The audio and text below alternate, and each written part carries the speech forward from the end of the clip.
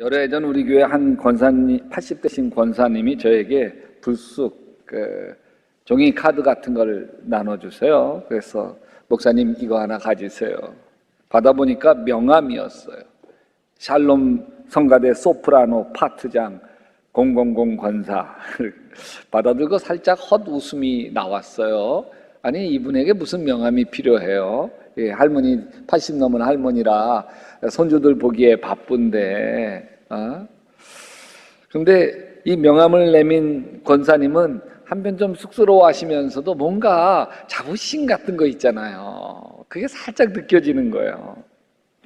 그때 우리 교회 성가대는 오랫동안 샬롬 성가대 일부 예배를 섬겨오는데 연세가 60이면 좀 젊고요.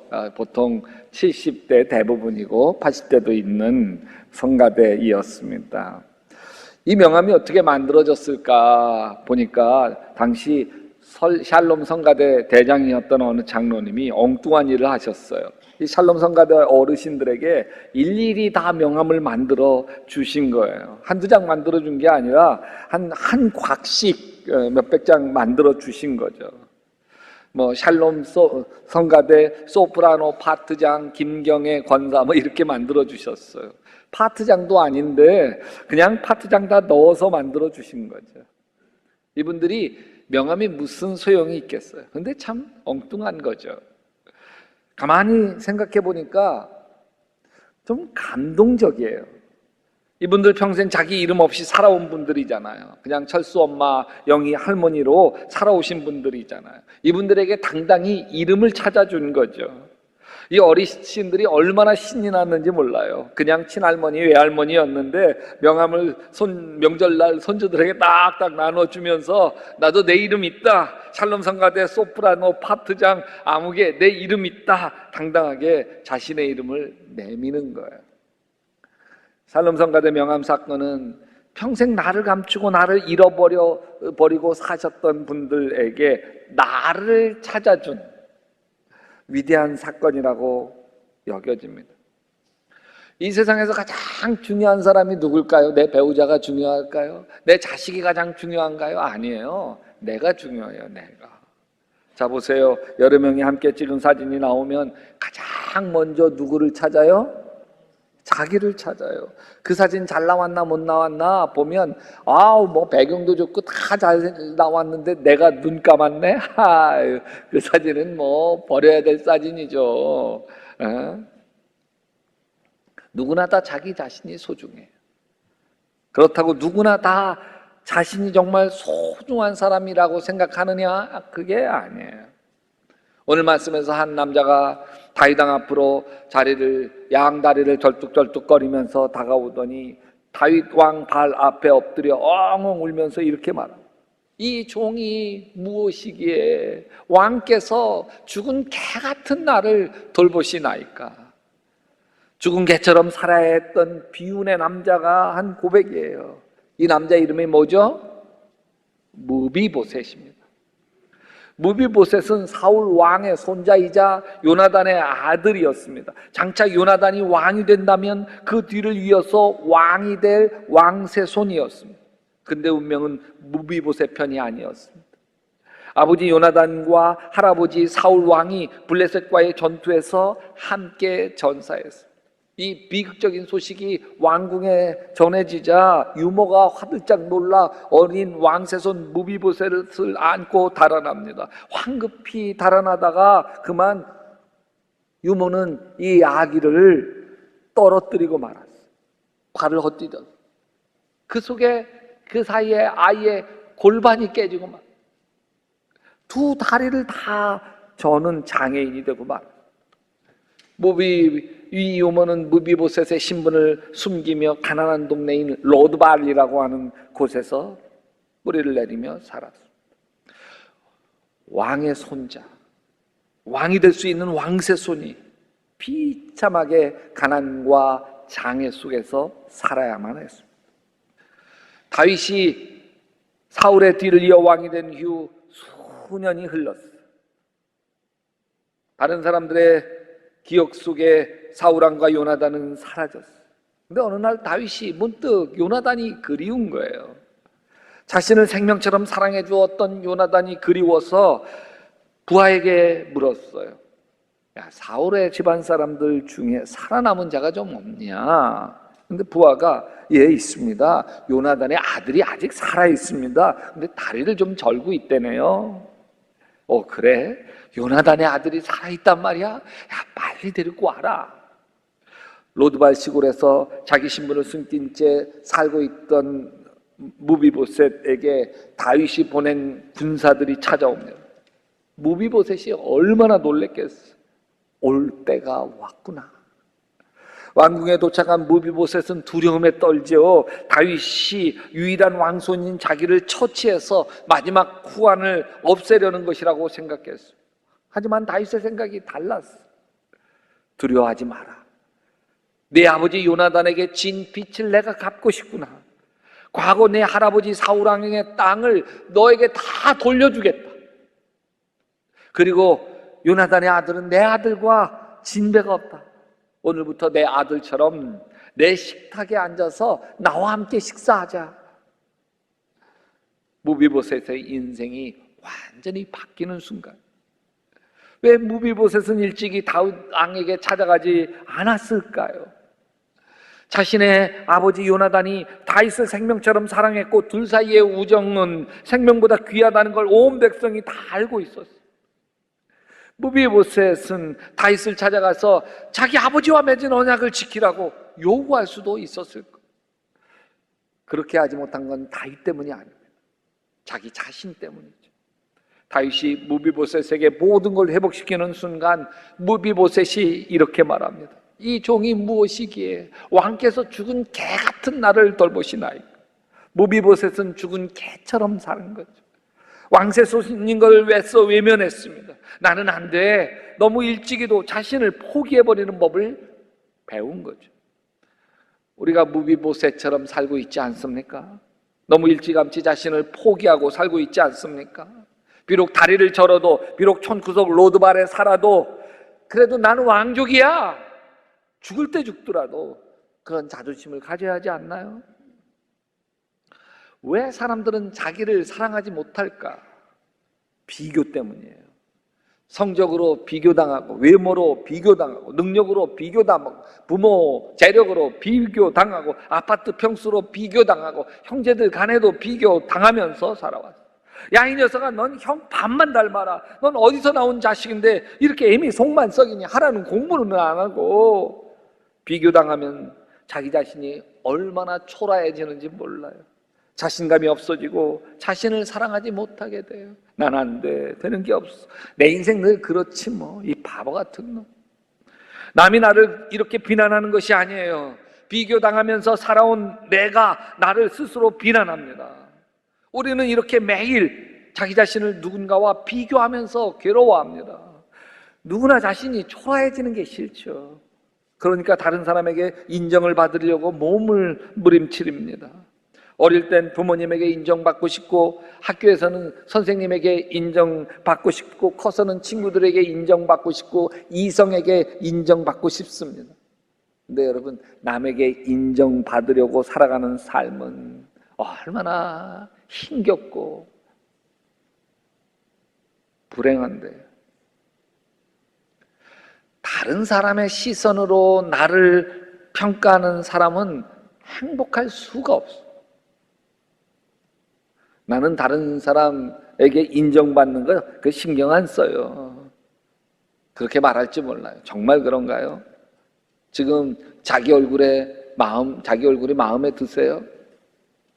왜 마음에 안 드시는 거죠? 다른 사람의 눈으로 나를 보기 때문에 그렇죠. 자기 키가 마음에 드세요? 다른 사람의 시선으로 나를 보니까 그래요. 자기 체중이 마음에 드세요? 자기 직장이 마음에 드세요? 자기 월급이 마음에 드시냐고요? 자기 차는 마음에 드세요? 자기가 살고 있는 아파트는 마음에 드세요? 왜 마음에 안 드세요? 다른 사람의 시선으로 내 형편을 보기 때문에 그래요. 다 마음에 안 들어요. 다른 사람과 비교하게 되어지니까 마음에 안 드는 거예요. 비교란 다른 사람의 눈으로 나 자신을 평가하는 게 비교예요. 우리는 자신과 남을 비교하면서 스스로 수많은 상처를 자기 마음에 꽂으면서 살아가요. 이게 얼마나 아픈데. 사울왕은 참 괜찮은 사람이었습니다. 용모가 준수하고 키는 크고 다른 사람 어깨보다 머리 하나는 더 있었으니까 용감한 사람이었고, 암몬 사람이 이스라엘을 쳐들어왔을 때에 용기 있게 나가 물리치죠. 그러자 이스라엘 백성들이 막 다 환호성을 지르며 사울을 왕으로 삼습니다. 근데 그가 망가진 거는 한 여인의 노랫소리 때문에 그래요. 사울은 천천히요, 다윗은 만만이다. 이 말에 꼭지가 돌아서 다윗을 죽이려고 합니다. 여러분, 다윗은 자기에게 충성스러웠던 호위 대장이고 자기 사위예요. 백성들의 칭송을 받는 사람이에요. 근데 다윗과 자기가 비교되어지는 게 견딜 수 없는 거예요.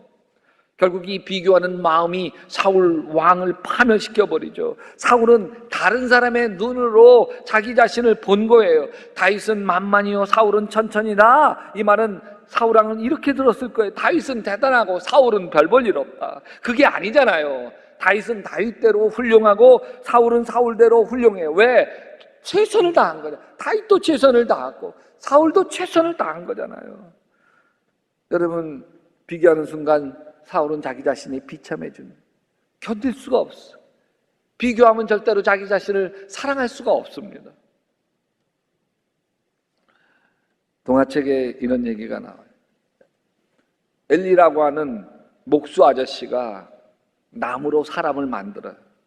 이 나무로 만든 사람들이 생명을 얻어서 마을을 이루면서 살고 있어요. 이 나무 사람들은 서로 여기에 금빛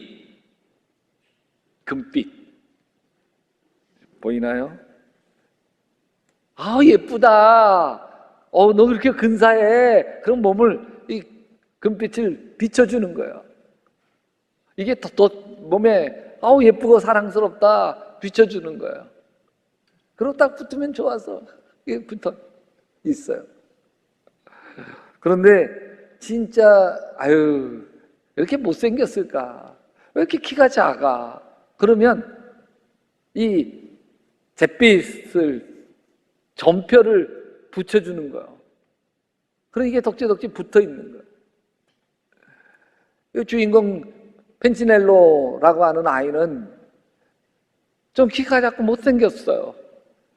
그랬나 봐요. 그러니까 막 이게 잿빛이 붙어 있어요. 다른 사람들은 다 금빛이 붙어 있는데, 반짝반짝 이게 막 여기저기 붙어 있는데 자기는 잿빛이 붙어 있는 거예요. 이렇게.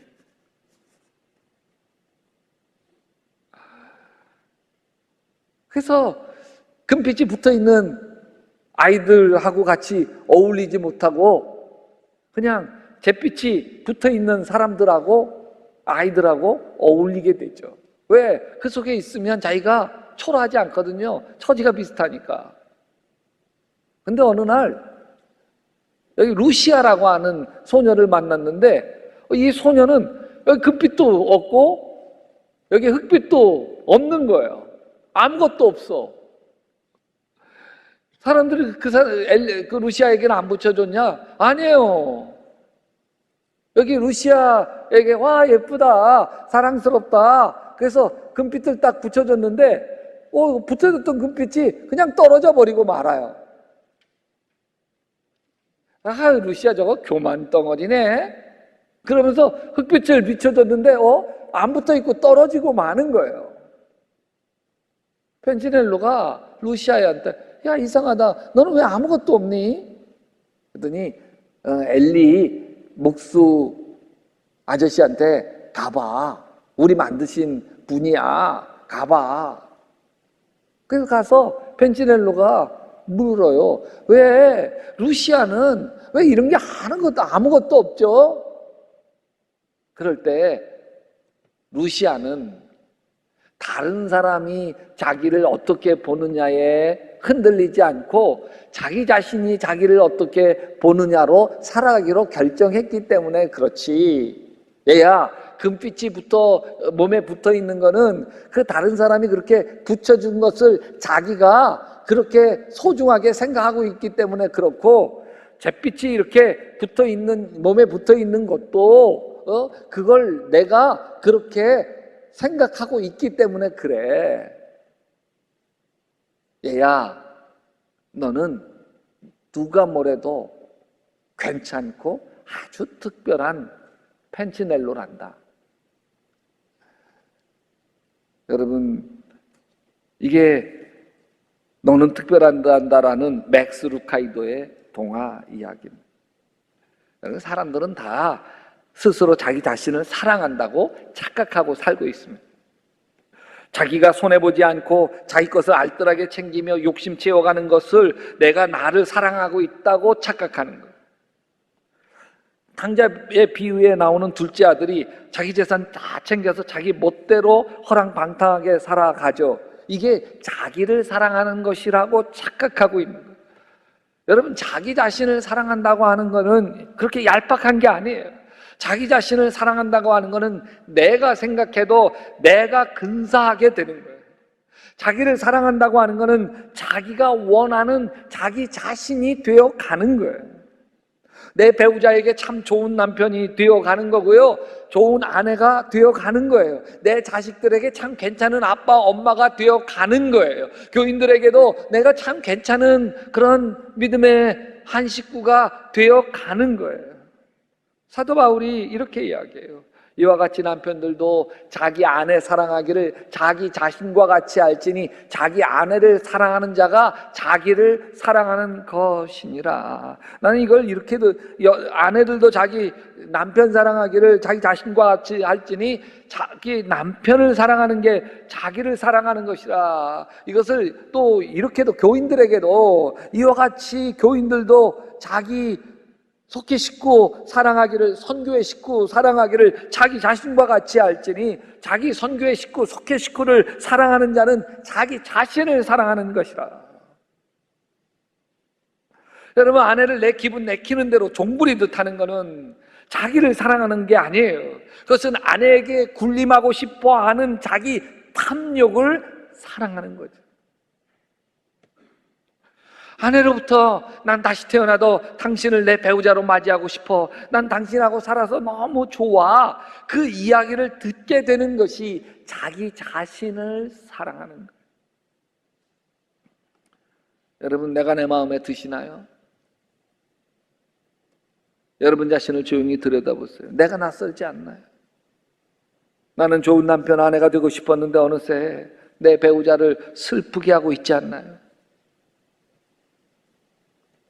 자식을 낳을 때 정말 이 아이에게 좋은 엄마, 아빠가 되고 싶었는데 자식에게 자꾸 잔소리하고 자식은 반항하고, 그래서 한숨 쉬지 않나요?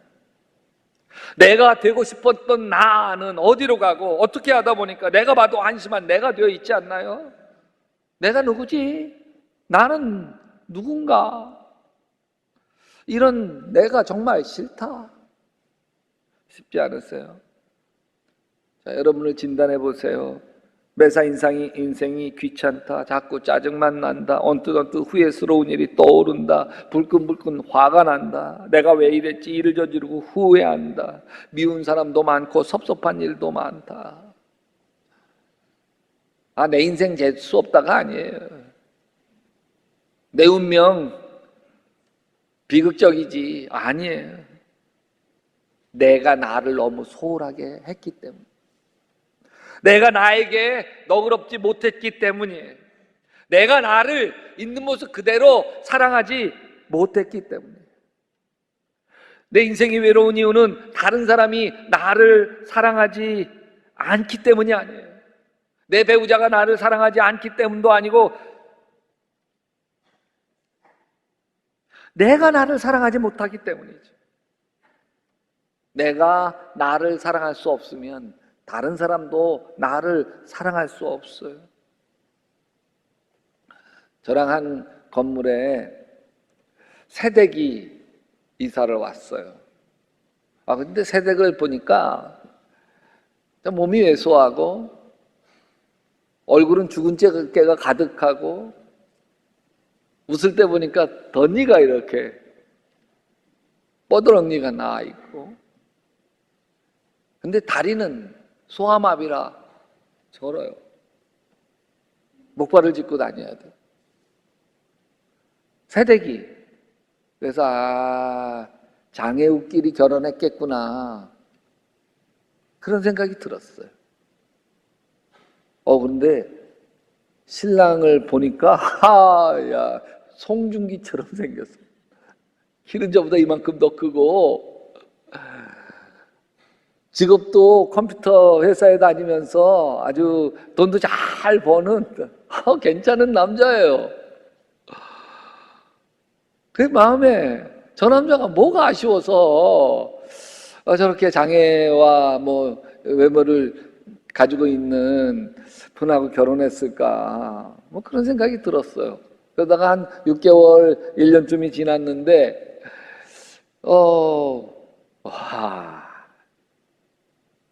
이 새댁이 참 사람이 싹싹해요. 웃는데 구김살이 없어요. 사람에 대한 배려가 있고 유머가 있고 아주 재치가 있어요. 지내면서 저도 마음에 이 사람 봐라, 관계가 이렇게 서로 친해지게 되면서 이제 물었어요. 발은 언제부터 이렇게 됐어요? 그랬더니 사고 났어요? 아니에요. 소아마비를 앓았어요. 2살 때. 그건 이게 다리가 불편한 것 때문에 마음이 많이 힘들으셨겠어요. 그랬더니 아니에요. 전 그런 걸 모르고 자랐어요. 그냥 다 원래 이런가 보다. 내가 원래 이런가 보다 그랬고요. 제 친구들도 저를 참 많이 도와줬고요. 저희 엄마 아빠도요, 저를 얼마나 아끼고 사랑했는지 몰라요. 그러면서 환하게 웃는데 제 마음에 내가 총각이었다면 나도 이 여인에게 반했겠다. 주근깨 가득하고 입은 뻐렁이고 키는 왜소하고 다리는 절고, 그런데도 나도 이 여인이 굉장히 매력적이더라고요. 이 여인이 매력적인 거는 이 여인이 자기 자신을 사랑하는 거예요. 자기 자신을 긍정하는 거예요. 자기 자신을 좋게 여기는 거예요. 자신의 몸을 사랑하시나요? 자신의 인생을 사랑하시나요? 있는 모습 그대로 나를 사랑하시나요? 성경은 이렇게 이야기하고 있어요. 너의 하나님 여호와가 너희 가운데 계시니 그는 구원을 베풀 전능자이시라. 같이 합시다. 그가 너로 말미암아 기쁨을 이기지 못하시며 너를 잠잠히 사랑하시며 너로 말미암아 즐거이 부르며 기뻐하시리라. 누구로? 나로. 누가? 하나님은 우리를 있는 모습 그대로 사랑하세요. 나를 보고 내가 너무 좋아서 웃음을 숨길 수 없어요. 그렇게 나는 하나님에게 소중한 사람이에요. 이문교라는 시인은 비교라는 시에서 이렇게 얘기해요. 꽃다운 사람은 많다 해도 너다운 사람은 너밖에 없다. 사람들 기준에 맞출 필요 없이 너만의 모습 그대로가 비교할 수 없이 예쁘다. 있는 모습 그대로 나는 아름다워요. 왜? 하나님의 작품이잖아요. 하나님의 걸작품이지 않습니까? 물론 나에게 약점이 있어요. 외모에 약점도 있고 성격에 약점도 있고 잘못하는 서투른 약점도 있고, 그것도 나예요. 나를 있는 모습 그대로 사랑하기로 결정하세요. 따라서 하십시다. 어때? 이게 나야. 하나님이 괜찮대. 하나님이 내가 좋대.